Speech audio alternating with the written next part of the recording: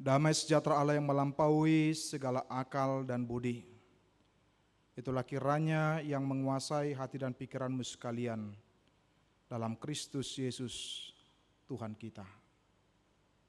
Amin.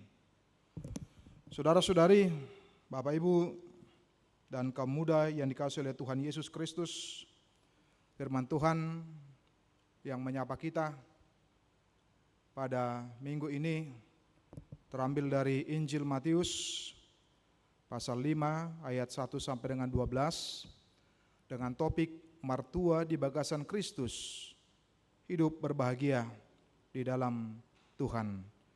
Demikian bunyi firman Tuhan buat kita. Ketika Yesus melihat orang banyak itu, naiklah ia ke atas bukit, dan setelah ia duduk, datanglah murid-muridnya kepadanya. Maka Yesus pun mulai berbicara dan mengajar mereka, katanya, "Berbahagialah orang yang miskin di hadapan Allah, karena merekalah yang empunya kerajaan sorga. Berbahagialah orang yang berduka cita, karena mereka akan dihibur. Berbahagialah orang yang lemah lembut, karena mereka akan memiliki bumi. Berbahagialah orang yang lapar dan haus akan kebenaran, karena mereka akan dipuaskan. Berbahagialah orang yang murah hatinya, karena mereka akan beroleh kemurahan. Berbahagialah orang yang suci hatinya, karena mereka akan melihat Allah. Berbahagialah orang yang membawa damai, karena mereka akan disebut anak-anak Allah. Berbahagialah orang yang dianiaya oleh sebab kebenaran, karena merekalah yang empunya kerajaan sorga. Berbahagialah kamu jika karena aku kamu dicela dan dianiaya, dan kepadamu difitnahkan segala yang jahat. Bersukacita dan bergembiralah, karena upahmu besar di sorga. Sebab demikian juga telah dianiaya nabi-nabi yang sebelum kamu." Demikian bunyi firman Tuhan buat kita.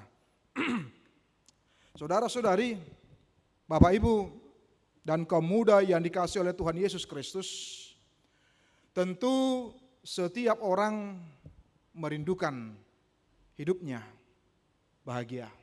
Amin. Namun kadangkala standar yang dikenakan secara universal sering diukur dari sudut seberapa banyak yang dia miliki. Apakah kekayaannya, apakah popularitasnya, apakah kekuasaannya, jabatan atau dan sebagainya. Sehingga sering sekali kebahagiaan itu dihubungkan dengan kepemilikan yang melekat bagi dirinya. Kalau sekarang dengan kecanggihan teknologi, semakin banyak followersnya semakin bahagia, kan begitu. Wah, berarti semakin dikenal, semakin tahu, seperti itu. Kalau untuk konten yang positif, monggo silakan. Saya pikir itu malah sesuatu yang baik adanya. Namun Bapak Ibu, apakah benar ketika dia betul-betul menemukan ketika dia dengan memiliki kekayaan, popularitas dan sebagainya, maka kemudian dia akan memperoleh kebahagiaan yang sesungguhnya, kebahagiaan yang sejati di dalam hidupnya? Ada satu penyanyi yang cukup terkenal Bapak Ibu dan orang muda, yang saya pikir bukan sosok yang asing lagi. Berpikir mau zaman nami sanga dope manada amat tahun nate, dok natu muara te, mau mamereng di televisi, dangi seorang Michael Jackson. Sesungguhnya kalau dipertanyakan apakah yang kurang di dalam hidupnya, secara kekayaan, bahkan ketika meninggal dunia kuburannya pun dari emas, kan begitu. Kalau saya kuburan dari emas berarti marpenjaga namanya dangi. Bagaimana dengan popularitasnya yang begitu hebat, mendunia. Kemudian kekayaannya, depositonya dan sebagainya. Namun lihatlah ternyata kekayaan dan popularitas yang dia miliki sampai mendunia dan dikenal banyak orang tidak menjamin hidupnya bahagia. Tidak menjamin hidupnya bersukacita. Karena seperti yang kita tahu Bapak Ibu, akhir kehidupannya adalah tragis, bukan? Bahwa ternyata ketika meninggal karena overdosis dengan obat tidur. Baik kau kamu majo, malusian segi hamoraun nara, sasitona ngapatut nok muda mati. Nah, dilengkapi dengan berbagai sarana dan sebagainya. Oleh karena popularitasnya, karena pujaan, bagaimana dia digemari, bagaimana dia dipuja dan dipuji. Tetapi ternyata hal itu tidak membuat dia merasa bahagia dan bersukacita. Baik kamu jo mang dotinang molo pola kekayaan songoni alai mau modum pe maul, baik kamu jo baru hira-hira. Dengan usia yang 50 tahun, au cugari lansia, ulu rumah dok sonia deh. Molo hamil lansia mang ngamol be modum ni namseng. Moloi balani faktor umur ade. Tapi kita bisa melihat ternyata itu menjadi sebuah peringatan bagi kita dalam kehidupan kita. Seorang sang raja pop dunia yang memukul, yang hebat dan luar biasa, yang cukup populer dengan kekayaan yang begitu banyak. Namun ternyata tidak menjamin hidupnya bahagia, hidupnya bersukacita. Karena sesungguhnya kepemilikan itu tidak menjamin hidup seseorang menjadi bahagia di tengah-tengah hidupnya. Ayo lo dalam gudang lampu singa deh. Itu hor kelapa sawit manang di dia dengi. Dongi mar pikir. Sotong doroan no panako nam sentok kan. Ay mau di hutan nami, sanga do pinajulu namar guar adong ninja na kan. Nah, panen ibana, alidak sawit na, ayo persoalan tokan ini naing. Nah, sawit ni negara museng dotong ipabuati. Ale bolu dungi takut itu adang berondola do nabada budui namusia tokan. Jadi oleh nabada busongoni do. Atau ketika dia membeli sesuatu, memiliki sesuatu, tetapi justru bukan membuat dia merasa nyaman, merasa tenang, tetapi justru malah kepikiran bagaimana tentang apakah betul-betul aman, apakah betul-betul tidak ada yang akan mengambil itu, mencuri itu dan sebagainya yang dia miliki di tengah-tengah hidupnya. Karena itu kita mengatakan Yesus menawarkan sesuatu yang berbeda di tengah-tengah kehidupan orang yang percaya Bapak Ibu, yaitu kebahagiaan yang sejati. Sesungguhnya Yesus tidak alergi dengan atau anti dengan kebahagiaan. Karena itu Yesus berkata mulai tadi, berbahagialah orang yang miskin, berbahagialah orang yang berduka cita. Dengan ungkapan-ungkapan bahagia-bahagia tersebut menunjukkan Yesus tahu apa yang menjadi kerinduan dan harapan kita. Tapi Yesus tidak menawarkan kebahagiaan yang semu, yang sifatnya sementara, yang bisa diambil dari kehidupan kita, yang bisa membuat kita menjadi kehilangan kebahagiaan, kehilangan sukacita. Oleh karena apa? Oleh karena kehilangan ini dan itu. Kehilangan popularitas. Boido hanak gabi menggadi saporsion nade. Bagaimana supaya mendongkrak imannya. Atau kehilangan popularitas sehingga membuat ulah. Keluarga pun menjadi dikorbankan. Bagaimana supaya populer lagi. Seperti para artis. Dongi masuk TV mah. Ai naing bercerai si X.C nah kan. Dongi populer mamuseng. Nah kita bisa melihat di tengah-tengah kehidupan kita itu yang disampaikan oleh Yesus. Bahwa di tengah-tengah ucapan bahagia yang disampaikan mengingatkan kita, di dalam pengalaman umat itu menghibur dan menguatkan mereka. Karena ternyata ketika Yesus menyatakan tentang khotbah Yesus di bukit ini Bapak Ibu, kondisi mereka bukan dalam kondisi yang baik-baik saja. Tapi ketika dalam kondisi apa? Dalam kondisi mereka di bawah penjajahan Romawi. Siapakah yang senang, siapakah yang bahagia kalau dijajah oleh bangsa yang lain? Yang pasti tidak ada yang senang Bapak Ibu. Siapakah yang senang diperbudak, diperhamba oleh orang lain? Yang pasti tidak ada. Orang lebih memilih, dia bebas, dia merdeka. Karena ketika di dalam penjajahan, maka kemudian dia tidak bebas menentukan kehidupan dan masa depannya. Ditambah dengan tanggungan ketika disebutkan ada beban pajak yang berat. Ditambah dengan ketimpangan-ketimpangan secara ekonomi, secara sosial yang terjadi pada waktu itu. Yang bisa saja membuat mereka menjadi kehilangan semangat hidup mereka. Ditambah lagi dengan sikap-sikap kaum elit religius Farisi yang sering menafsirkan Taurat secara legalistik. Mana yang kudus dan mana yang tidak. Mana yang dikehendaki oleh Tuhan dan mana yang tidak. Dengan secara legalistik, sesuai dengan ketentuan mereka, bukan dengan memakai standar apa yang dikatakan oleh Tuhan pada waktu itu. Sehingga mengingatkan kita, Yesus menawarkan di tengah-tengah kondisi yang seperti itu, Yesus menawarkan kebahagiaan yang sejati. Bagaimana di tengah-tengah situasi seperti itu? Tentu secara manusiawi kita mengatakan, akan sulit untuk berbahagia, akan sulit untuk bersuka cita dengan kondisi dan situasi sosial dan politik yang seperti itu. Oleh karena itu Yesus memulai ketika disebutkan berbahagialah orang yang miskin. Nangpe dari segi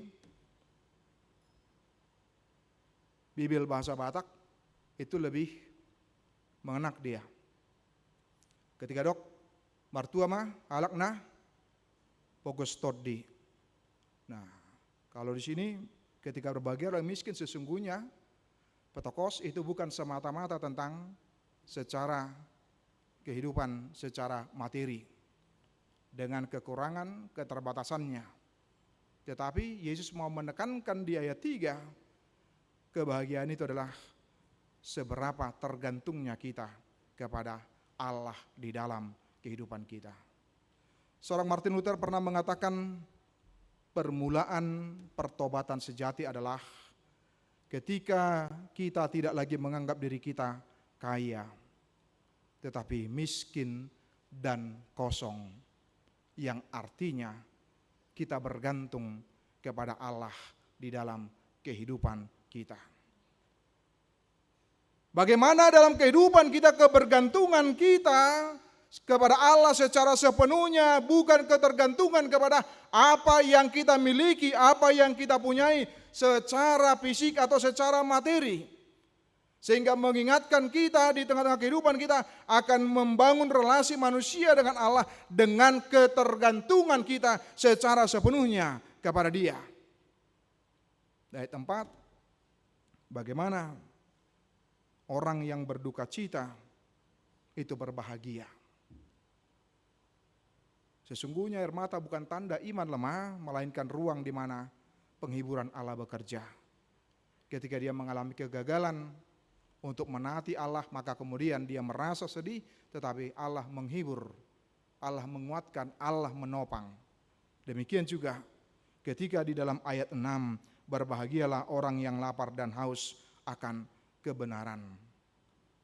Bukan puas diri secara rohani, bukan semata-mata sekedar dia rajin beribadah, tetapi rindu akan hidup yang adil, benar dan sesuai dengan kehendak Allah.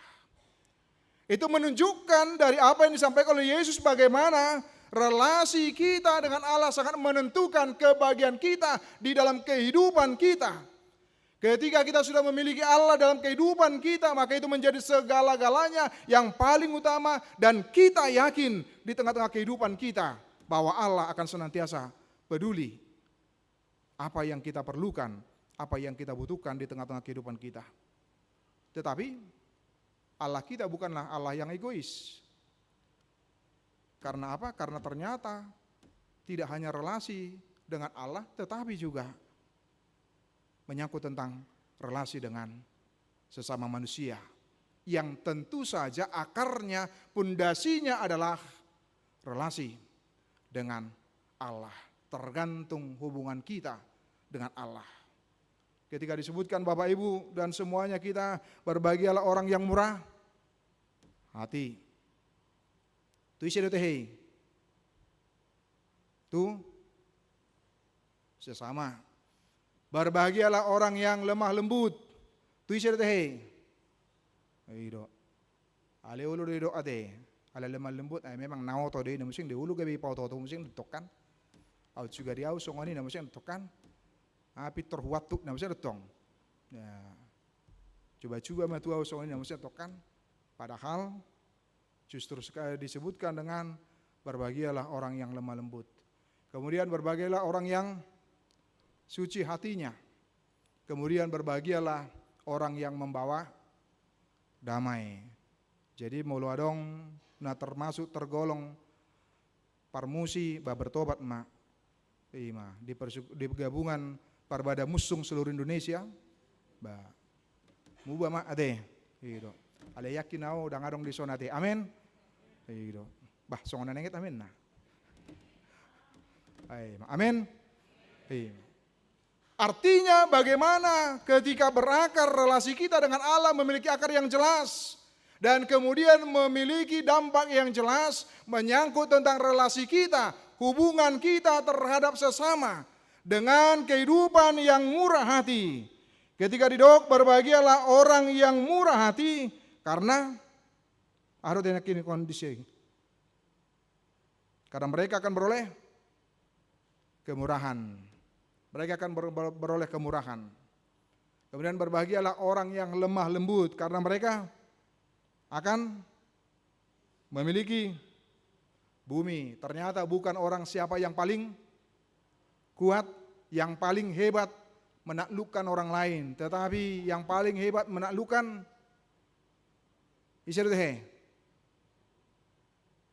diri kita sendiri. Sering sekali kita menganggap orang lain itu menjadi lawan kita, musuh kita, rival kita, tapi menjadi lupa untuk menaklukkan diri sendiri. Mau lo menaklukkan orang lain pitor tarida do musuh nalo nate. Alai mau lo menaklukkan diri sendiri buat teh. Maul doi. Saya didok do dirina sitong ade. Tikos tigor didok rohana. Nah ini menjadi sebuah tantangan dalam kehidupan kita, dalam menyangkut tentang relasi kita. Dan kemudian disebutkan bagaimana orang yang suci hatinya. Di tengah-tengah kehidupan orang yang percaya, bagaimana mereka akan melihat Allah. Dan bagaimana yang pembawa damai akan memiliki bumi. Ini menjadi ajakan dalam kehidupan kita. Ketika dunia ini menganggap standar ini adalah standar sesuatu yang bodoh. Tetapi tidak demikian di hadapan Kristus. Tapi justru ketika kita ingin bahagia, maka inilah menjadi kuncinya Bapak Ibu dan saudara-saudara. Iman Kristen bukan hanya urusan pribadi dengan Tuhan, tetapi terlihat dalam cara kita memperlakukan sesama. Kebahagiaan sejati bukan hasil relasi yang sempurna antara kita dengan yang lain. Betul Bapak Ibu? Baru amatu inate. Itu, song nei ba 30 menit badingkat dopi makatai kan unaing.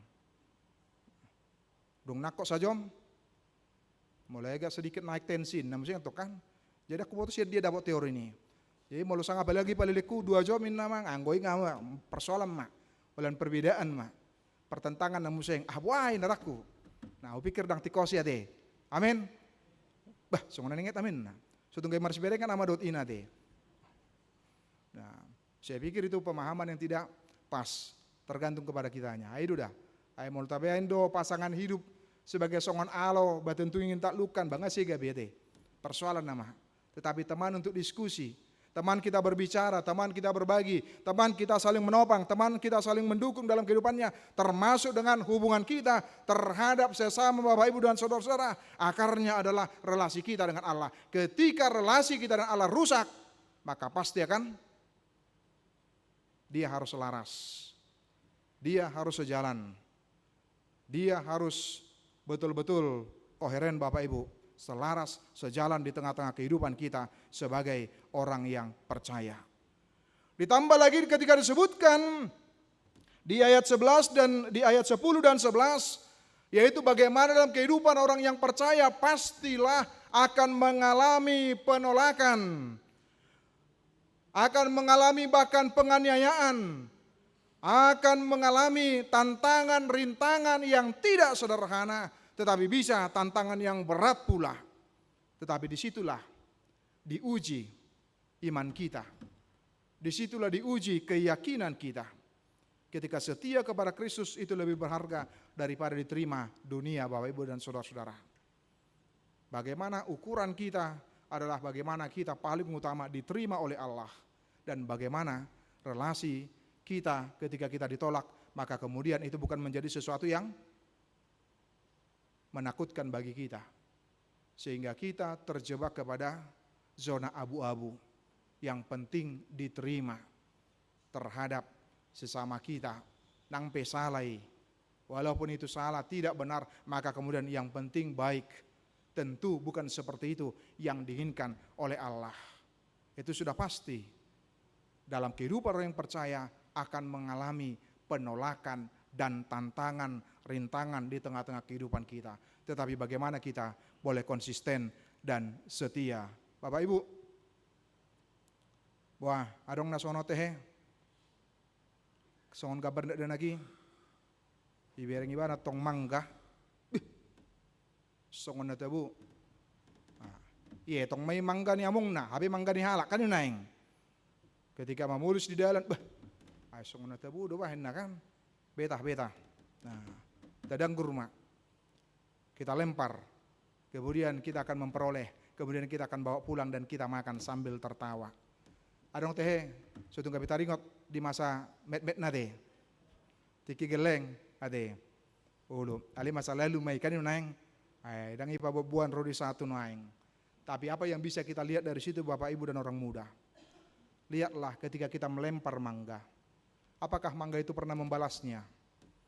Utakuk batum dungi hudang guru musim tuho, tauton, songoni tidak pernah, karena fokus mangga tetap satu. Dia mematangkan buah. Sering sekali proses pembuahan di dalam diri kita akan terhenti oleh karena apa? Oleh karena lemparan, tanda kutip.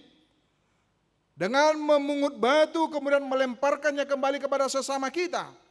Apakah karena sikap daripada sesama kita dengan perbuatannya, dengan perkataannya, dengan tindakannya sehingga membuat kita menjadi berhenti untuk bertumbuh di tengah-tengah kehidupan kita.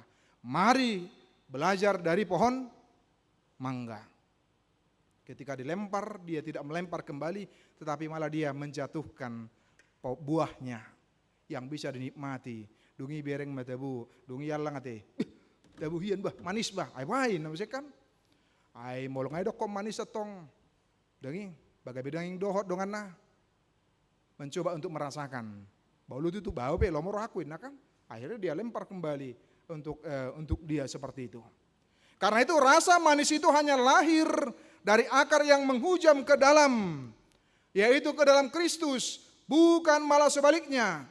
Dan rasa manis itu bukan dari iman yang instan, yang rapuh oleh karena tekanan, oleh karena tantangan yang dialami dan dihadapi orang yang percaya itu di dalam hidupnya. Tetapi semakin dilempar, semakin dia berakar. Semakin dilempar, semakin dalam imannya. Semakin kuat. Bahkan ketika lemparan itu menjadi momen bagi dia untuk evaluasi diri. Dan sekaligus mematangkan imannya dan keyakinannya. Alai unang alani suatu nggak bisa ngajai lempar da idang gurdongan nate. Asa huuji jo namun saya tong idang sangon itu ambalinga berdosa ete. Ido asa huuji jo namang sidoruk. Walau hudang gurteh alamar minggu di bana ibigi bana du jamita nang sidor nang setong dangi. Walau hudang gurno ni bana pakai batu ai langgur do pakai roti nang setong. Dangi. Madang idang gurdo pakai buah yang bisa dinikmati narohana. Tentu itu sebuah pemahaman yang tidak pas. Tetapi bagaimana dalam kehidupan kita justru tugas kita adalah mematangkan buah kita terus. Semakin menghadapi tantangan, buahnya semakin jelas. Semakin menghadapi tantangan, buahnya semakin manis. Hidot tong, dangi? Hidot. Yakin au di sita di son tidak ada yang senang makan buah yang kecut. Itu teh. Biasana holan kecut pitor. Iya, pitor di balok kok dodangi. Adak tabu manggamon mesti tokan. Adak tabu inna. Abe nga burju dongan na marah teh. Mangalean. Abi ibana pesu dan mungkin ide ibana perjolungi pasatu hita teh. Molo hita mandokon molo sanga iba songani justru sebaliknya do. Justru ai dak tikos sonina hita kan. Tapi bagaimana dalam kehidupan kita justru bisa memperlihatkan kualitas diri kita akamang dan inang. Bagaimana kita terus semakin dimatangkan dan semakin dibentuk dalam kehidupan kita. Karena itu, bagaimanakah cara kita berbahagia seperti yang disampaikan oleh Yesus? Mengertilah bahagia yang sejati. Temukan bahagia yang sejati itu. Yang berangkat dari hubungan kita dengan Allah dan juga hubungan kita dengan sesama. Yang kedua, menyadarkan kita akan kebergantungan kita kepada Allah dalam kehidupan kita. Secara sepenuhnya, bukan ketergantungan kita kepada apa yang kita miliki, apa yang kita punyai. Bapak Ibu Saudara, boy do tehe nata miliki gabi mago. Boy.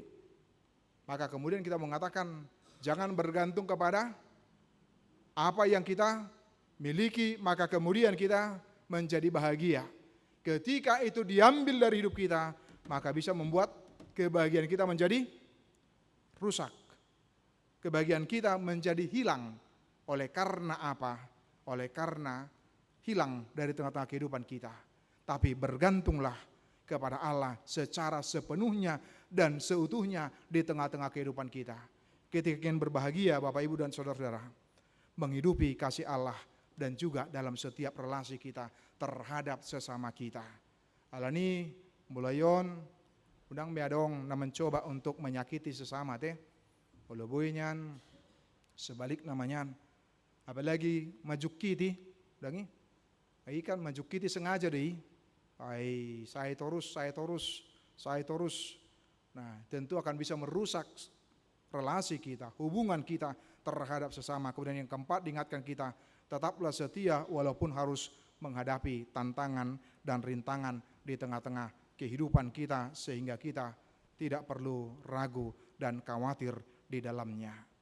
Itu yang disampaikan oleh Yesus bahwa ucapan berbahagialah dari Yesus bukan janji kenyamanan di tengah-tengah kehidupan kita, melainkan undangan untuk berjalan bersama dengan Dia dalam situasi apapun dan dalam kondisi apapun di tengah-tengah kehidupan kita.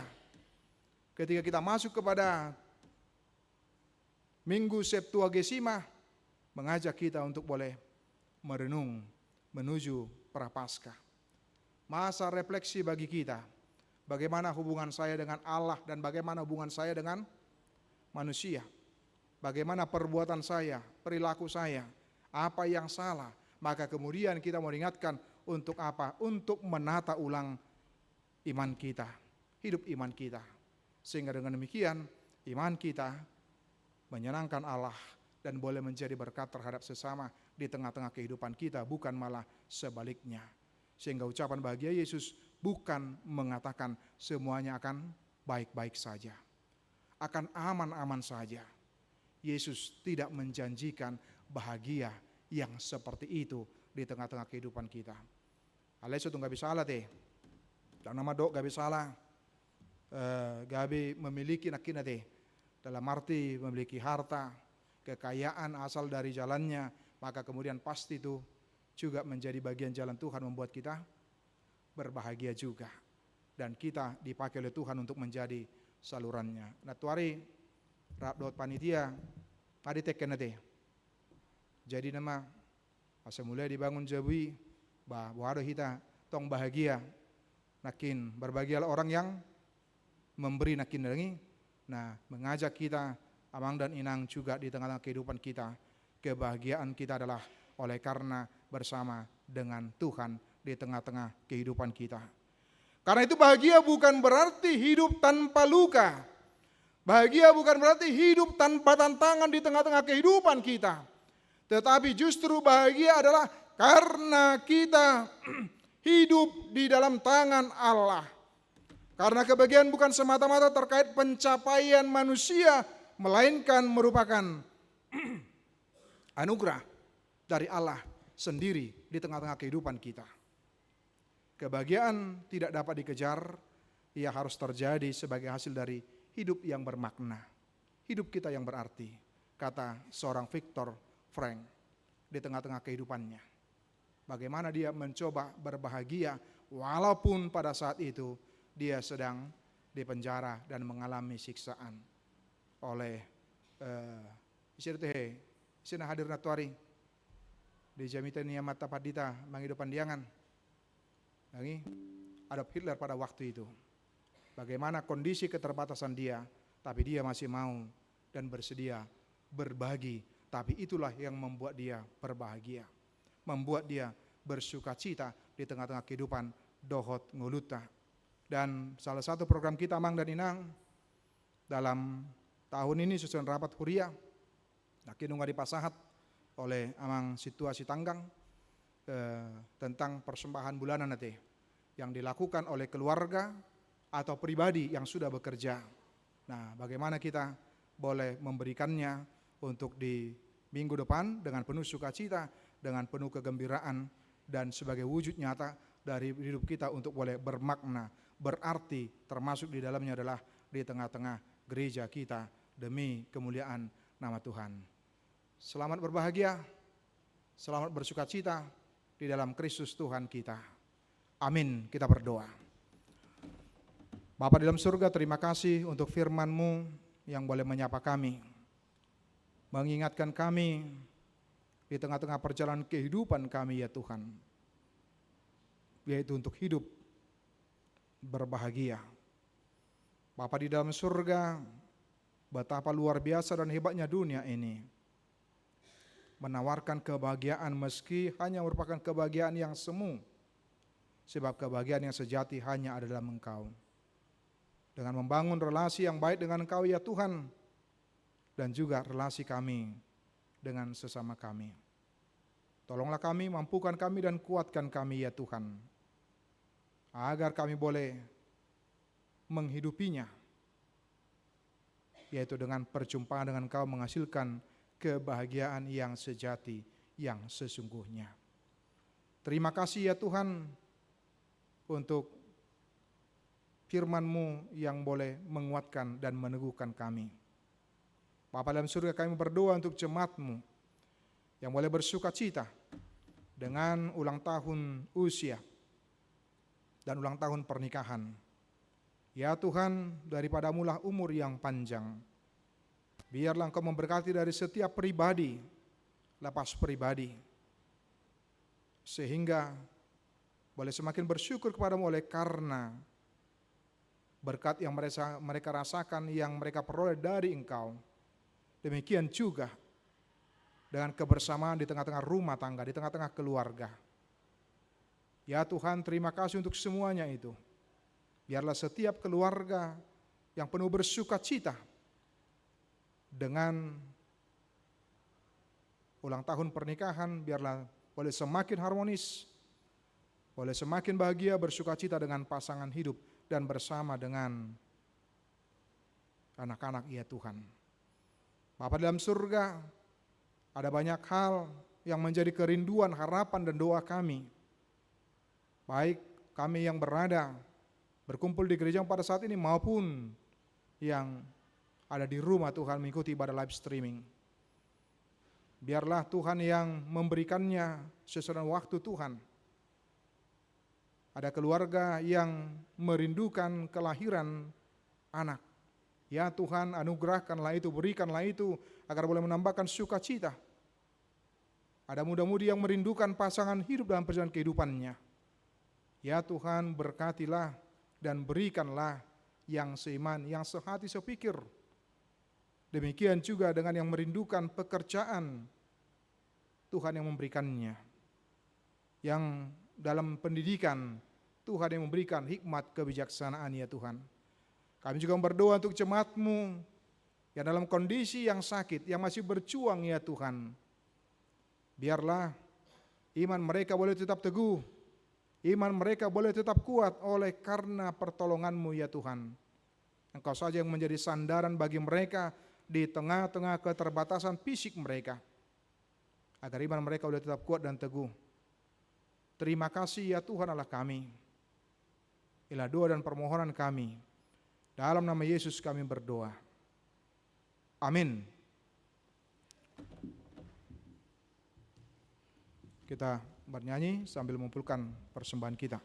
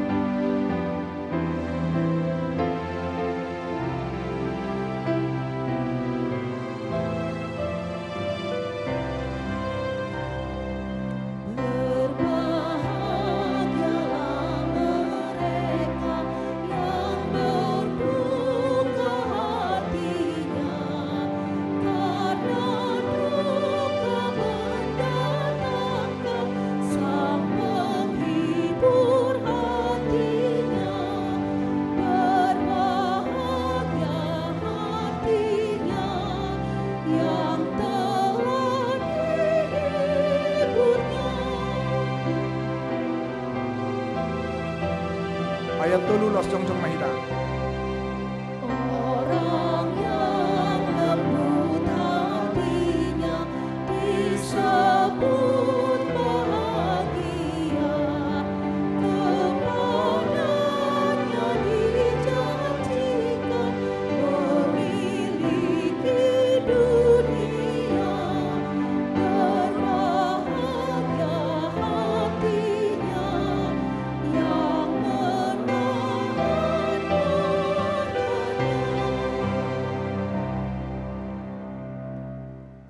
Marilah kita berdoa untuk menyerahkan persembahan kita kepada Tuhan. Ya Allah Bapa kami yang di surga, kami mengaku bahwa Tuhan adalah sumber dari segala karunia yang melimpah dalam kehidupan kami masing-masing. Sebagian daripada karunia itu kami serahkan kembali sebagai persembahan kepada Tuhan. Terimalah dan berkatilah persembahan umat-Mu ini, agar dapat kami pergunakan untuk pekerjaan dan pelayanan kerajaan Tuhan di dunia ini. Bukalah hati kami untuk mengenal betapa banyak berkat dan karunia yang kami peroleh dari Tuhan, supaya kami senantiasa bersyukur kepadamu. Dalam nama Yesus Kristus Tuhan kami. Amin. Tuhan karuniamu, roh dan jiwaku semua, nyawa juga hidupku, harta milikku semua, ku serahkan padamu untuk selama-lamanya.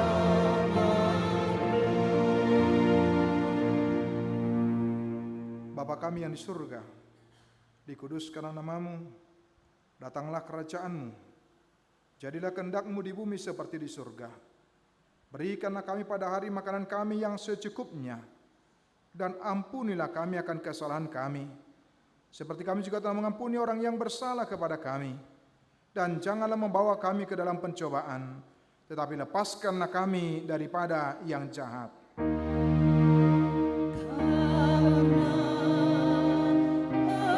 Engkau punya kerajaan dan kekuasaan dan kemuliaan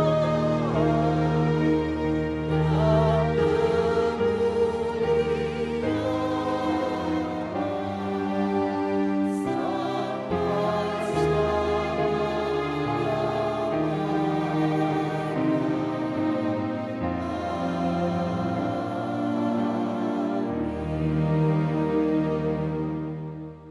Pulanglah dengan damai sejahtera, terimalah berkat Tuhan. Tuhan memberkati engkau dan melindungi engkau. Tuhan menyinari engkau dengan wajah-Nya dan memberi engkau kasih karunia. Tuhan menghadapkan wajah-Nya kepadamu dan memberi engkau damai sejahtera.